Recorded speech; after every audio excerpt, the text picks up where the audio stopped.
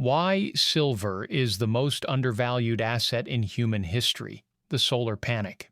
It is happening in the cargo holds of transatlantic flights right now. According to reports from Gold Invest and Bloomberg, for the first time in decades, massive shipments of physical silver are being flown, not shipped from New York to London to cover emergency shortages. We are watching a historic dislocation. Silver has breached $58 per ounce. Gold has passed $4,200. But the data suggests this isn't just a monetary rally, it is an industrial panic. In this video, I'm documenting a specific supply-demand pattern that analysts call the solar panic. We're going to look at why current deficits are mathematically different from anything we saw in 1980 or 2011. But before we dive in, I want to be clear. This video is for educational and informational purposes only. I am not a licensed financial advisor.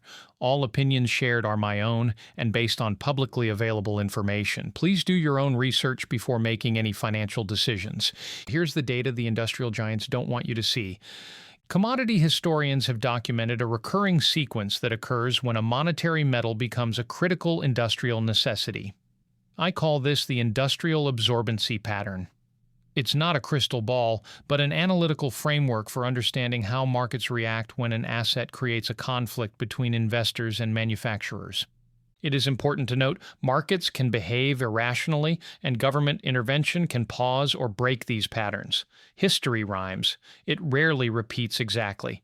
Here is how analysts break down the cycle. Stage 1 is the thrifting phase. Manufacturers reduce the amount of precious metal in their products to cut costs. Prices remain stagnant. Stage 2 is the efficiency limit. Technology hits a wall. Reducing the metal further destroys the product's performance. Demand becomes inelastic. Stage 3 is the inventory shock. Manufacturers realize just-in-time delivery has failed. They begin stockpiling physical inventory, bypassing paper markets. And Stage 4 is the price discovery. The paper price, or futures, snaps to meet the physical reality.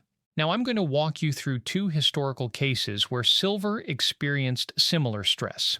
Then, we will examine the verified 2024 to 2025 data to see where we stand today. Case Study 1, The Great Inflation and the Hunt Brothers, 1979 to 1980. Most people know the story of the Hunt brothers cornering the market. But according to historical records from the Silver Institute, there was a fundamental driver beneath the speculation. From 1971 to 1978, as inflation soared, industrial use of silver in photography was rising. Kodak and others were the dominant buyers. Prices moved slowly from $1.50 to $6 over 7 years. Then came Stage 2 in 1979. Investment demand collided with industrial need. The Hunts began buying, but so did industrial users who feared shortages. By late 1979, the panic set in. Documentation reveals that jewelry was being melted down not just for profit, but because refiners literally had no bars left to ship. The resolution in January 1980 was brutal. Regulators intervened. The COMEX changed the rules, allowing liquidation-only orders. The price crashed from $50 back to $10. The key takeaway is the timeline. The explosive move from $10 to $50 happened in just 5 months, driven by the fear of physical scarcity. Case Study 2, the 2011 Solar Dawn. This cycle was different. It wasn't about inflation alone. It was the birth of the modern solar industry. Silver crashed to $9 during the 2008 crisis, but quietly, photovoltaic demand was doubling. As the money printing began in 2010, investors rushed back in. Simultaneously, solar manufacturers were ramping up production. Inventories tightened and the price ran from $17 to $49 in roughly 8 months. Now, before we move forward, I need to remind you, what I'm sharing here is historical documentation and pattern analysis. This video is for educational and informational purposes only. I am not a licensed financial advisor. All opinions shared are my own and based on publicly available information. Please do your own research before making any financial decisions. When we compare 1980 and 2011, we see a price ceiling. In both cases, silver hit near $50 and was aggressively swatted down. In 1980, it was regulatory intervention. In 2011, it was margin hikes by the exchanges, but there was a key difference. In 2011, the solar industry was able to thrift. They successfully reduced the amount of silver in each solar panel by nearly 80% over the next decade. This killed the squeeze. The industrial pressure was released through technology. But as we look at today's data, that safety valve appears to be gone. Before we examine the current solar panic, we must look at the opposing view. Why might silver not go higher? Some analysts argue that 58 silver will trigger a massive wave of recycling. The Silver Institute noted in 2024 that recycling rose 6% to a 12-year high. The argument is that high prices unlock hidden supply from old electronics and silverware. Other researchers point to copper substitution. If silver stays expensive, manufacturers might switch to copper, crushing silver demand.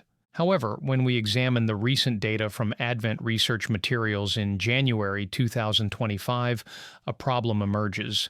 Copper oxidizes. It doesn't have the lifespan required for 25-year solar warranties. Substitution is proving much harder than expected. These risks are real. If a new copper-based solar technology is invented tomorrow, the silver thesis changes instantly. What I am presenting is a scenario based on current technology, not guaranteed future outcomes. Now let's look at the verified data from 2024 and 2025. Does it match the industrial absorbency pattern? First, look at the efficiency limit. Remember how manufacturers thrifted silver away after 2011? That trend has reversed. According to Discovery Alert and industry reports, new TOPCon and HJT solar cells use more silver, not less. Efficiency standards mandate silver. The thrifting phase is over. Next, look at the inventory shock. The 2024 deficit was reported at over 500 million ounces by LSEG. The 2025 deficit is projected to widen as solar installations hit 694 gigawatts. And look, I want to pause here for a moment. As we're diving into current market data, it's crucial to remember this video is for educational and informational purposes only. I am not a licensed financial advisor. All opinions shared are my own and based on publicly available information. Please do your own research before making any financial decisions. What I'm showing you is analysis, not advice. Data from the Times of India and Gold Invest highlights a critical development. Shanghai inventories fell below 446 tons in November 2025, the lowest since 2016. London free float inventories are estimated to have dropped by nearly one-third since 2021. Based on pattern comparison, current conditions strongly resemble Stage 3. The physical buffer is gone. Industrial users are no longer just buying for production, they are competing for possession. If these historical patterns continue, analysts have modeled three potential scenarios for 2026. Scenario A is the direct deal breakout. In this scenario, a major industrial user publicly announces a direct deal to buy a silver mine's entire output. This would decouple the physical price from the paper COMEX price. Scenario B is the regulatory cap. Governments could intervene, declaring silver a strategic mineral.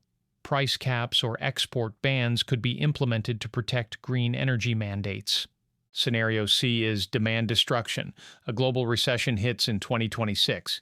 Solar installations pause, the deficit shrinks, prices retrace back to the $30 to $40 range. Markets are complex. We could see a mix of all three.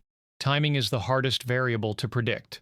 For those of you researching this market, here's the framework professional analysts use to monitor supply stress. First, watch the spread. Watch the price difference between Shanghai and London. When Shanghai trades significantly higher, it drains silver from the west to the east. This is currently happening. Second, monitor the lease rates. When it costs money to borrow silver, it means there is a shortage of physical metal now. And third, keep an eye on solar tech adoption. If these high silver technologies continue to dominate, the demand is structural, not cyclical. I recommend reading the Silver Institute's World Silver Survey and checking the daily inventory reports from the CME Group. We are witnessing a fascinating moment in economic history. The solar panic is not a theory. The deficit numbers from 2024 and 2025 document it clearly. Silver is currently the only asset that is both a monetary hedge and the irreplaceable conductor of the green energy revolution. I create this content to document these patterns so you can understand the mechanics of the financial system. I am a researcher, not a guru. If you found this analysis valuable, check the sources in the description. What do you think happens next? Does the government intervene, or does the price discovery continue? Let me know in the comments. Until next time, stay curious and stay informed.